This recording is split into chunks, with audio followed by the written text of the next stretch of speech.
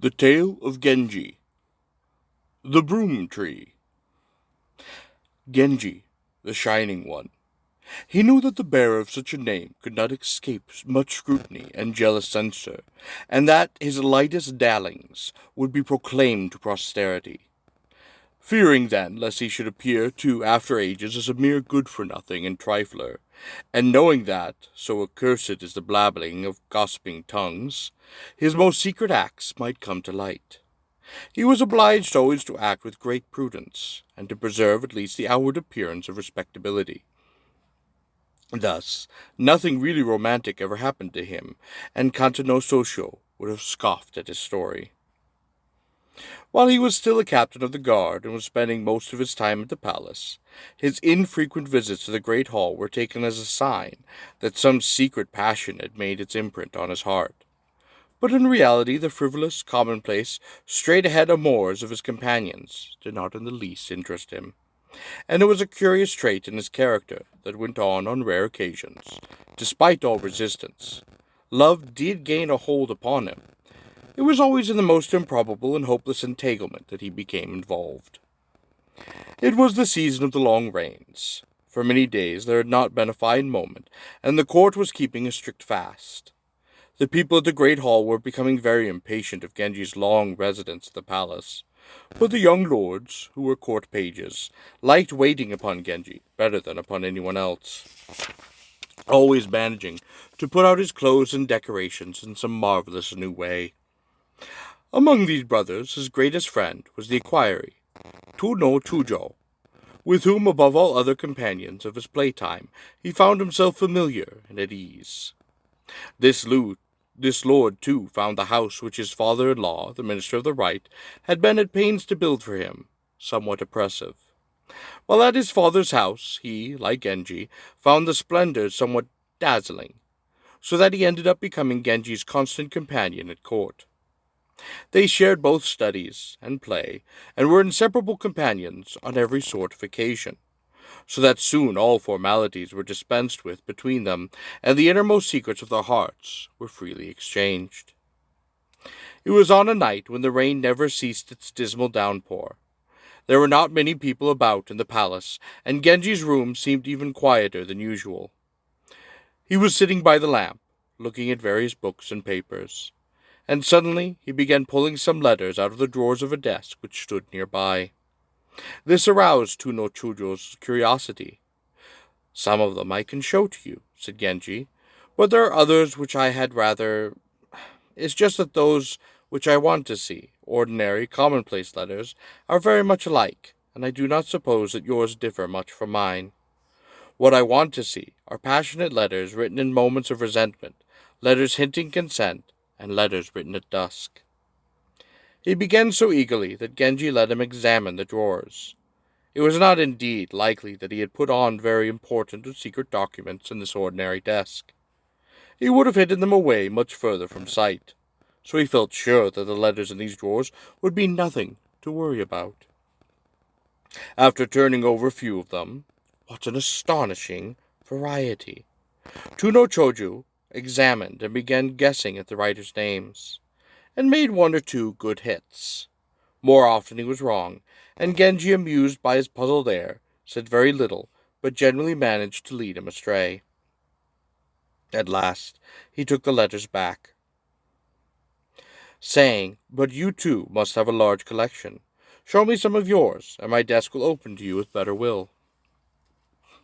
"I have none that you would care to see," said Tono Chujo, and he continued, "I have at last discovered that there exists no woman of whom one can say, 'Here is perfection.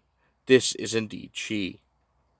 There are many who have the superficial art of writing a good running hand, or, if occasion requires, of making a quick repartee, but there are few who will stand the ordeal of any further test. Usually their minds are entirely occupied by admiration for their own accomplishments, and their abuse of all rivals creates a most unpleasant impression.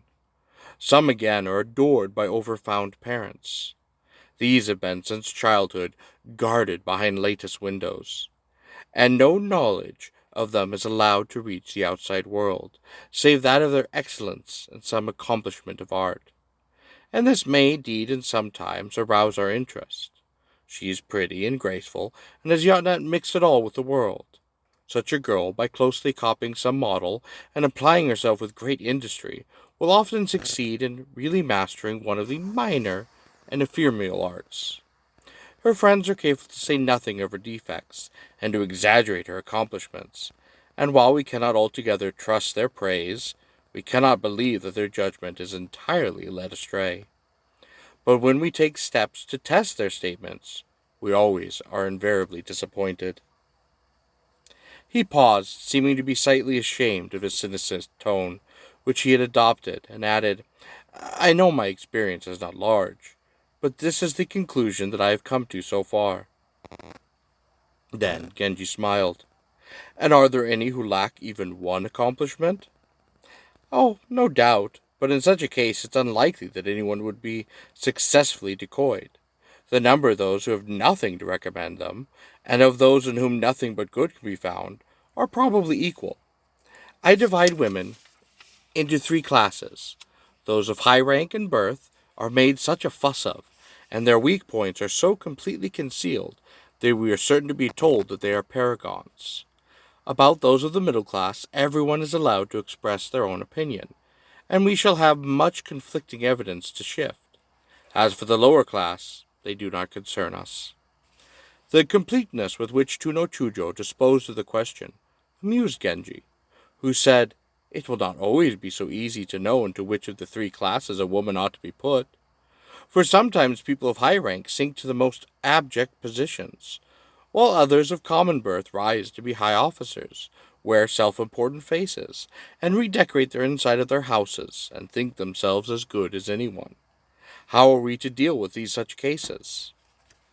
At this moment they were joined by Hidari no Umo no Kami and two Shikubu no Jo, who said that they had also come to the palace to keep the fast.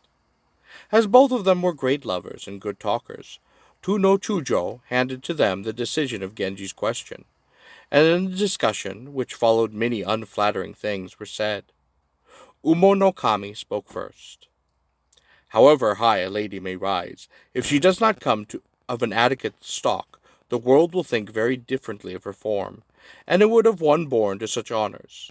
But if through adverse fortune a lady of high fortune rakes herself in a friendless misery, the noble breeding of her mind is soon forgotten, and she becomes an object of contempt. I think then that taking all things into account, we must put such ladies too into this middle class. But when we come to classify the daughters of Zaru, who are sent to labor at the affairs of distant provinces, they have such ups and downs that we may reasonably put them into the middle class. Then there are ministers of the third and fourth classes, without cabinet ranks. These are generally thought less of even than the humdrum, ordinary officials. They are usually of quite good birth, but have much less responsibility than ministers of state, and consequently much greater peace of mind. Girls born into such households are brought up in a complete security from want or deprivation of any kind, and indeed often amid surrounding of the utmost luxury and splendor. Many of them grow up into women whom it would be folly to despise. Some have been admitted at court, where they have enjoyed a quite unexpected success. And of this I would cite many, many instances. Their success was generally been due to their having a lot of money," said Genji, smiling. "You should have known better than to say that," said Tuno Chujo, reproving him, and Umano Kami went on. "There are some whose lineage and reputation are so high that it would never occur to one that their education could possibly be at fault. Yet when we meet them, we find ourselves exclaiming in despair, 'How can they have contrived to grow up like this?'" Oh, no doubt the perfect woman, in whom none of those essentials is lacking, must somewhere exist, and it would not startle me to find her. But she would certainly be beyond the reach of a humble person like myself, and for the reason I should like to put her in a category of her own, and not to count her in our present classifications. But suppose that behind some gateway overgrown with vine weed, in a place where no one knows there is a house at all, there should be locked away some creature of unimagined beauty. With what excitement should we discover her? The complete surprise of it, the upsetting of all our wise theories and classifications, would be likely, I think, to lay a strange and sudden enchantment upon us. Imagine her father rather large and gruff, her brother surly, ill-looking, locked away in an utterly blank and uninteresting bedroom. She will be subject to odd flights of fancy, so that in her hands the arts that others learn as trivial accomplishments will seem strangely full of meaning and importance. Or perhaps in some particular art she will thrill us by her delightful and unexpected mastery. Such a one may perhaps be beneath the attention of those who are of flawless lineage. But for my part, I find it hard to banish her. And here he looked at Shikubu no Jo, who wondered whether the description had been meant to apply to his own sisters, but said nothing. If it is difficult to choose even out of the top class, thought Genji, and began to doze. He was dressed in a suit of soft white silk, with a rough cloak carelessly slung over his shoulders, with belt and fastenings untied. In the light of the lamp against which he was leaning, he looked so lovely that one might have wished he were a girl. And they thought that even Umo no Kami's perfect woman, whom he had placed in a category of her own, would not be worthy of such a prince as Genji. The conversation went on, and many persons and things were discussed. Umo no Kami contended that perfection is equally difficult to find in other spheres. The sovereign is hard put to it to choose his ministers, but he at least has an easier task than the husband, for he does not entrust the affairs of his kingdom to one, two, or three persons alone, but sets up a whole system of superiors and subordinates. But when the mistress of a house is to be selected, a single individual must be found who will combine in her person many diverse qualities. It will not be due to be too exacting. Let us be sure that the lady of our choice possesses certain tangible qualities which we admire, and if in other ways she falls short of our ideal, we must be patient and call to mind those qualities which first induced us to begin our own courting. But even here we must beware, for there are some who, in the selfishness of youth and flawless beauty, were determined that not a dust flick shall fall upon them. In their letters they choose the most harmless topics, but yet contrive to color the very texture of their written signs with a tenderness that vaguely disquiets us. But such a one, when we have at last secured a meeting, will speak so low that she can scarcely be heard, and the few faint sentences that she murmurs beneath her breath serve only to make her more mysterious than before.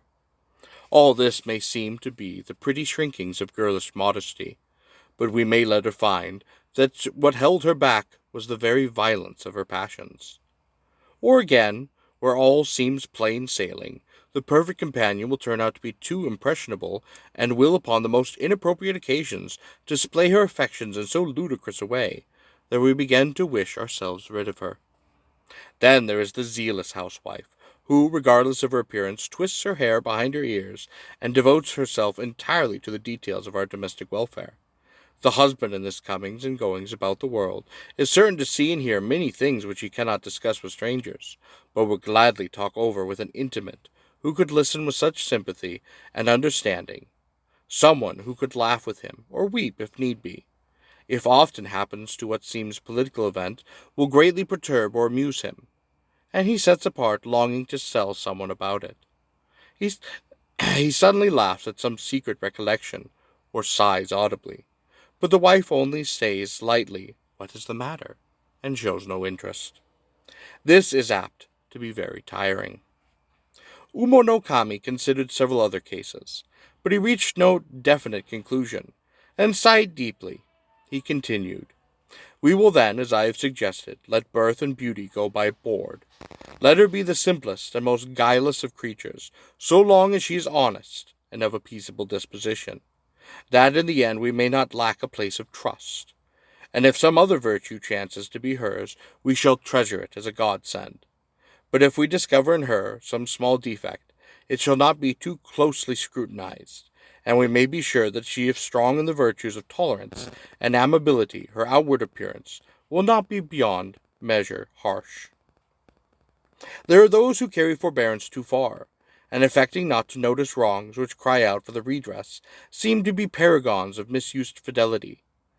But suddenly a time comes when such a one can restrain herself no longer, and leaving behind her poem, crouched in pitiful language, and calculated to rouse the most painful sentiments of remorse, she flies to some remote village in the mountains or some desolate seashore, and for a long while all trace of her is lost. When I was a boy, the ladies in waiting used to tell me the sad tales of this kind. I never doubted that the sentiments expressed in them were real, and I did weep profusely. But now I am beginning to suspect that such sorrows are for the most part affection. She has left behind her, this lady whom we are imagining, a husband who is probably still fond of her. She is making herself very unhappy, and by disappearing in this way is causing him unspeakable anxiety, perhaps only for the ridiculous purpose of putting his affection to the test. Then comes along some admiring friend crying, "What a heart! What depth of feeling!" and she becomes more luxurious than ever, and finally enters into a nunnery. When she decided on this step, she was perfectly sincere, and had not the slightest intention of ever returning to the world. Then some female friend hears of it, and "Poor thing," she cries, "in what an agony of mind she must have been to do this," and visits her in her cell. When the husband, who has never ceased to mourn for her, hears what she has become, he bursts into tears, and some servant or old nurse, seeing this, bustles off to the nunnery, with tales of the husband's despair. And oh, madame, what a shame, what a shame! Then the nun, forgetting where and what she is, raises her hand to her head to straighten her hair, and finds it has been shorn away. In helpless misery she sinks to the floor, and do what she will, the tears begin to flow. Now all is lost, for since she cannot at every moment be praying for strength, there creeps into her mind the sinful thought that she did ill to become a nun, and so often does she commit this sin, that even Buddha must think her wickeder now than she was before she took her vow. And she feels certain that these terrible thoughts are leading her soul to the deepest, blackest hell. But if the karma of their past lives should chance to be strongly weighted against parting, she'll be found and captured before she has taken her final vow. In such a case, their life will be beyond endurance, unless she be fully determined, come good or ill, this time, to close her eyes to all that goes amiss. Again, there are others who must needs be forever mounting guard over their own and their husband's affections.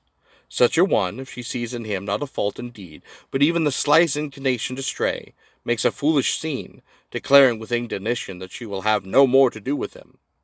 But even if a man's fancy should chance indeed to have gone somewhat astray, yet his earlier affection may still be strong, and in the end will return to his old haunts.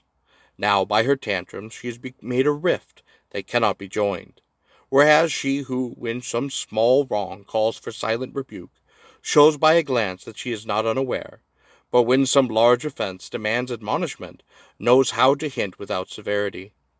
It will end by standing in her master's affections better than ever she stood before. For often the sight of her own forbearance will give our neighbor strength to rule his mutinous affections. But she whose tolerance and forgiveness know no bounds, though this may seem to proceed from the beauty and amiability of her disposition, is in fact displaying the shallowness of her own feeling. The unmoored boat must needs drift with the stream. Are you not of this mind? Tuno Chojo nodded. Some, he said, have imagined that by arousing a baseless suspicion in the mind of the beloved, we can revive a waning devotion. But this experiment is very dangerous. Those who recommend it are confident that so long a resentment is groundless. One need only suffer it in silence, and all will soon be well. I have observed, however, that this is by no means the case. But when all is said and done, there can be no greater virtue in the woman than this, that she should have gentleness and forbearance, might every wrong whatsoever that falls to her share. He thought as he said this of his own sister, Princess Oi, but was disappointed and piqued to discover that Genji, whose comments he awaited, was fast and deep asleep. Umanokami was an expert in such discussions, and now stood preening his own feathers. Tuno Chujo was disposed to hear what more he had to say, and was now at pains to humor and encourage him. It is with women, said Uma no Kami, as it is with the works of craftsmen. The wood carver can fashion whatever he will, yet his products are but toys of the moment, to be glanced at in jest, not fashioned according to any precept or law. When times change, the carver too will change his style, and make new trifles to hit the fancy of the passing day. But there is another kind of artist, who sets more soberly about his work, striving to give real beauty to the things which men might use, and to give to them the shapes which tradition has ordained. This maker of real things must not for a moment be confused with the carver of idle toys. In the painter's workshop, too, there are many excellent artists, chosen for their proficiency in ink drawing, and indeed they are all so clever it is hard to set one above the other. But all of them are at work on subjects intended to impress and surprise. One paints the mounted Faori, another a raging sea monster riding a storm, and another ferocious animals from the land beyond the sea, or faces of imaginary demons. Letting their fancy run wildly riot, they have no thought of beauty, but only of how best they may astonish the beholder's eye. And though nothing in their picture is real, all is probable. But ordinary hills and rivers, just as they are, houses such as you may see anywhere, with all their real beauty and harmony of form, quietly to draw such scenes as this, or to show what lies behind some intimate hedge that is folded afar from the world, and thick trees upon some unheroic hill, and all this with befitting care of composition, proportion, and the like. Such works demand the highest master's utmost skill, and must needs draw the common craftsman into 1,000 blunders.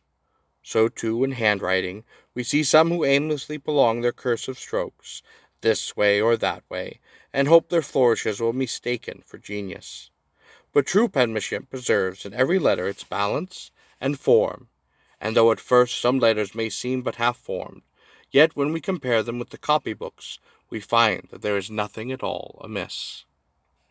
So it is, then, these trifling matters, and how much the more, in judging of the human heart, shall we distrust all fashionable airs and graces, all tricks and smartness, learnt only to please the outward gaze. This I first understood some while ago, and if you will have patience with me, I will tell you the story.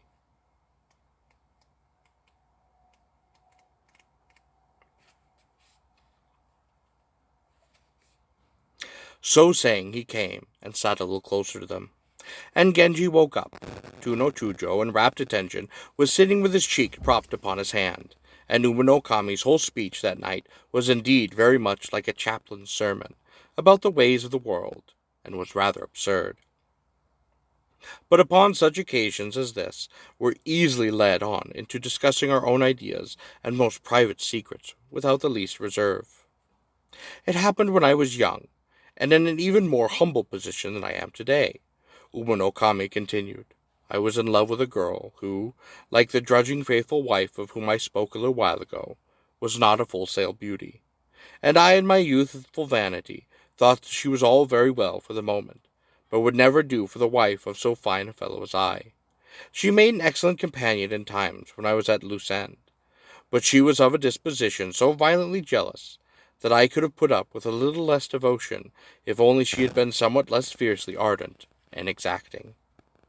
Thus I kept thinking, vexed by her unrelenting suspicions. But then I would remember her ceaseless devotion to the interests of one who was after all a person of no full account, and full of remorse I made sure that with a little patience on my part she would one day learn to school her jealousy.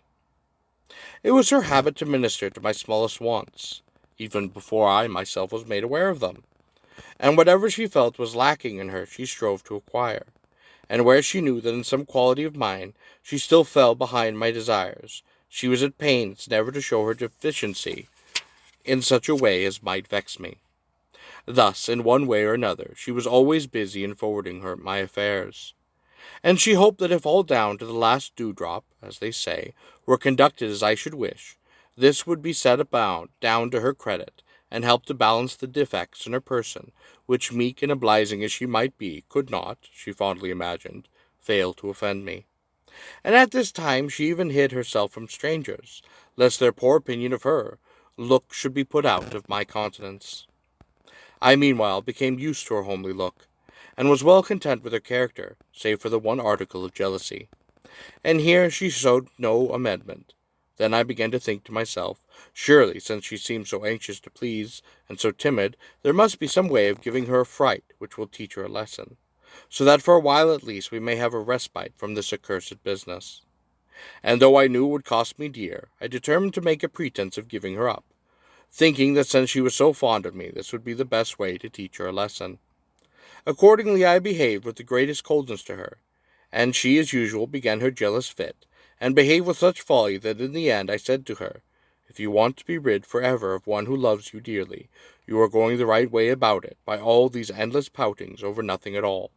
But if you want to go on with me, you must give up suspecting some deep intrigue each time you fancy that I am treating you unkindly. Do this, and you may be sure I shall continue to love you quite dearly. It may well be that as time goes on, I shall rise a little higher in the world, and then—" I thought I had managed matters very cleverly, though perhaps in the heart of the moment I might have spoken somewhat too roughly. She smiled faintly, and answered that if they were only a matter of bearing for a while with my failures and my disappointments, that did not trouble her at all, and she would gladly wait till I became a person of consequence. "But it is a hard task," she said, "to go on year after year enduring your coldness, and waiting the time when you will at least learn to behave to me with some decency, and therefore I agree with you, that the time has come when we each must go our own way." Then, in a fit of wild and uncontrollable jealousy, she began to pour on me a torrent of bitter reproaches, and with a woman's savagery she suddenly seized my little finger and bit deep into it. The unexpected pain was difficult to bear, but composing myself, I said quite tragically, "Now you have put this mark upon me, I shall go on worse than ever in polite society. As for promotion, I shall be considered a disgrace to the meanest public office, and unable to cut a genteel figure in any capacity. I shall be obliged to withdraw myself completely from this world. You and I, at any rate, shall certainly not meet again." And bending my injured finger as I turned to go, I recited the verse, "As one bent hand, I count the times that we have met. It is not one finger only that bears witness to my pain." And she all of a sudden burst into tears. "If still in your heart only you look for pains to count, then were our hands best employed in parting." After a few more words I left her, not for a moment thinking that all was actually over. Days went by, and with no news I began to be restless. One night, when I went to the palace for the rehearsal of the festival music, heavy sleet was failing, and I stood at the spot where those of us who came from the palace had dispersed, and unable to make up my mind which way to go, for in no direction had I anything which could properly be called a home. I might, of course, take a room in the palace precincts, but I shivered to think of the cheerless grandeur that would surround me. Suddenly I began to wonder what she was thinking, how she was looking, and brushing the snow off my shoulders, I set out for her home. I own that I felt uneasy, but I thought that after so long a time, her anger must surely have somewhat abated. Inside the room a lamp showed dimly, turned to the wall, and some undergarments were hung out upon a large, warmly quilted couch. The bed hangings were drawn up, and I made sure that she was far from reason actually expecting me. I prided myself on not having made so lucky a hit, when suddenly, not at home, and on questioning the maid, I learned that she had but the very night gone to her parents' home, leaving only a few necessary servants behind. The fact that she had till now sent no poem or consolatory message seemed to show me some hardening of heart, and had already disquieted me. Now I began to fear that her accursed suspicions and jealousies had been a stratagem to make me grow weary of her, and though I could recall no further proof of this, I fell into a great despair. And to show her that, though we no longer met, I still thought of her and planned for her, I got her some stuff for her dress, choosing a most delightful and unusual shade of color, and a material that I knew she would be glad to have. For after all, I thought, she cannot want to put me altogether out of her head. And when I informed her of this purchase, she did not rebuff me, nor made any attempt to hide from me. But to all my questions she answered quietly and composedly, without any sign that she was ashamed of herself. At last she told me that if I went on as before, she would not forgive me, but if I would promise to live quietly, she would take me back. Seeing that she will hankered after me, I determined to school her a little further yet, and said that I could make no conditions, and must be free to live as I choose, So the tug of war went on, but it seems that it hurt her far more than I knew, for in a little while she fell into decline, and she died, leaving me aghast at the upshot of my own wanton game. And now I feel that, whatever faults she might have had, her devotion alone would have made her fit wife for me. I remembered how both in trivial talk and in consideration of important matters she had never once shown herself at a loss, how in the dying bouquet she rivaled the goddess of tattoo, who tints the autumn leaves, and how in needlework and the like she was not less skilled than Tanabata, the weaving lady of the sky. Here he stood, greatly distressed at the recollection of the lady's many talents and her many virtues. The weaving lady and the herd boy, said Tono Chujo, enjoy a love that is eternal. Had she but resembled the divine seamstress in this, you would not, I think, have minded her being a little less skilful with her needle. I wonder that with this rare creature in mind you pronounced there would be so blank a place. Listen, replied Umanokami. About the same time there was another lady whom I used to visit. She was of higher birth than the first. Her skill in poetry, cursive writing, and lute, or her readiness of hand and tongue, were all marked enough to show that she was not a woman of trivial nature, and this indeed was allowed by those who knew her. To add to this, she was not ill-looking, and sometimes, when I needed rest from my unhappy persecutress, I used to visit her secretly. In the end I had found that I had fallen completely in love with her. After the death of the other, I was in such a great distress, but it was no use brooding over the past, and I began to visit my new lady more and more often. I soon came to the conclusion that she was frivolous, and had no confidence that I should have liked that went on when I was not there to see.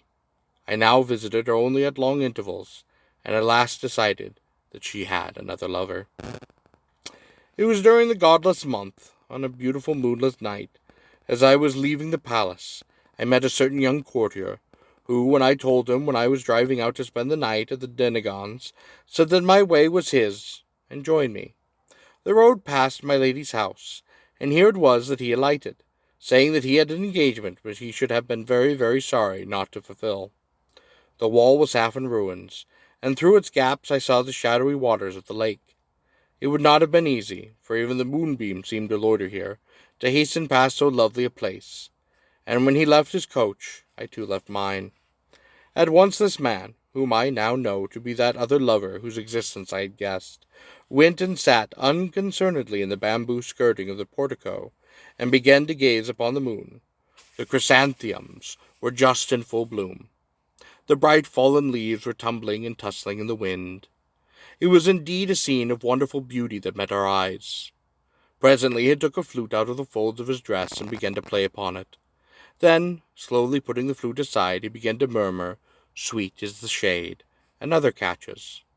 Soon a pleasant-sounding native zitherine began to tune up somewhere within the house, and an ingenious accompaniment was fitted to his careless warblings. Her zitherine was tuned to the autumn mode, and she played with so much tenderness and feeling, the thought that music came from behind closed shutters, it sounded quite modern and passionate. And while accorded with the soft beauty of the moonlight, the courtier was ravished, and as he stepped forward to place himself right under her window, he turned to me and remarked in a self-satisfied way that what among the fallen fields no other footstep had left its mark. Then plucking a chrysanthemum, he sang, "Strange that the music of your lute, these matchless flowers and all the beauty of night, have lured no other feet to linger at your door." And then, beseeching her pardon for his halting verses, he begged her to play again, while one was still near who longed so passionately to hear her.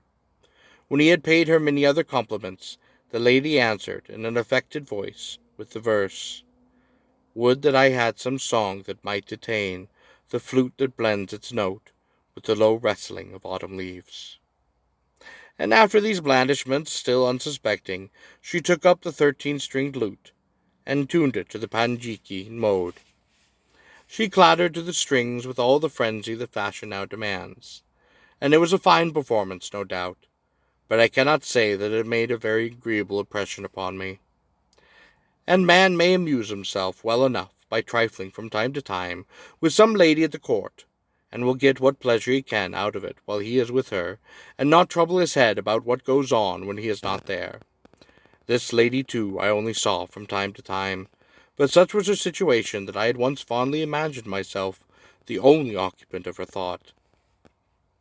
However, that night's work dissolved in the last shred of my confidence, and I never saw her again.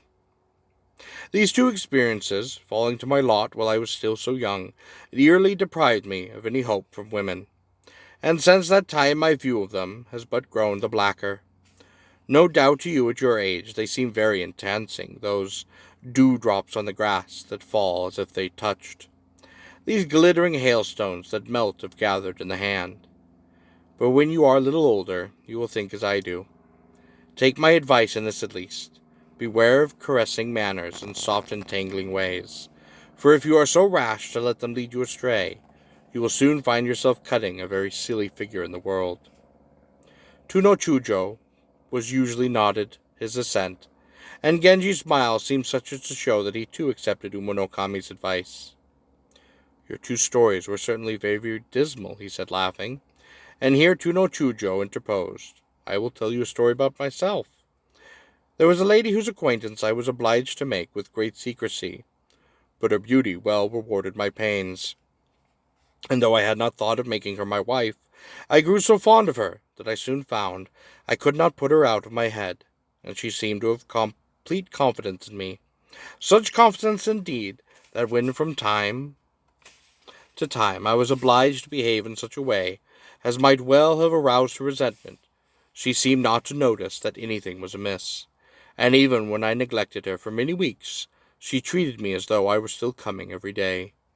In the end, indeed, I found this readiness to receive me, whatever and however I came, very painful, and determined for the future to merit her strange confidence.